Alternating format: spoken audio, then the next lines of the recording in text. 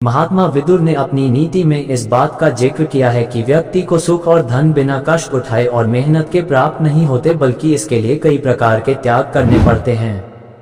महात्मा विदुर कुशाग्र बुद्धि और दूरदर्शी होने के साथ ही स्वभाव से अत्यंत शांत और सरल थे।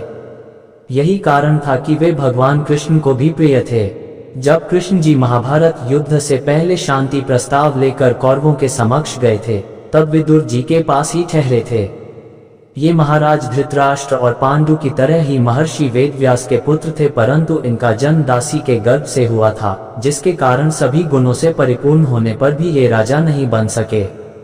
ये हस्तिनापुर के महामंत्री थे, इसलिए महाराज धृतराष्ट्र इनसे महत्वपूर्ण विषयों पर इनसे सलाह लेते थे और हर बात पर खुलकर चर्चा करते थे। विदुर जी और धृतराष्ट्र के मध्य की चर्चा की महत्वपूर्ण बातें विदुर नीति के रूप में जानी जाती हैं। महात्मा विदुर ने सत्य के साथ साथ व्यवहार, धन और कर्म को भी विदुर नीति में सम्मिलित किया है। आइए जानते हैं कि कैसे व्यक्ति के पास नहीं होती है कभी धन की कमी।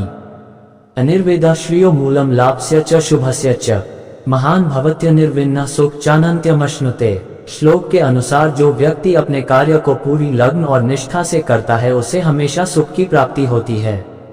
उसका जीवन सदैव धन संपत्ति से भरा रहता है। इतना ही नहीं, उसे यश मान सम्मान भी प्राप्त होता है।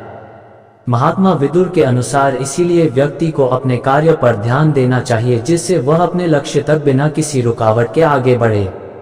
सुखार्थिनः कुतो विद्या नास्ति विद्यार्थिनः सुखम। सुखार्थी व त्यजेत विद्या विद्यार्थी व त्यजेत सुखम। इस श्लोक के माध्यम से आचार्य विदुर कहते हैं कि जो व्यक्ति केवल सुख की कामना करता है, उससे विद्या प्राप्त होने में कठिनाई होती है।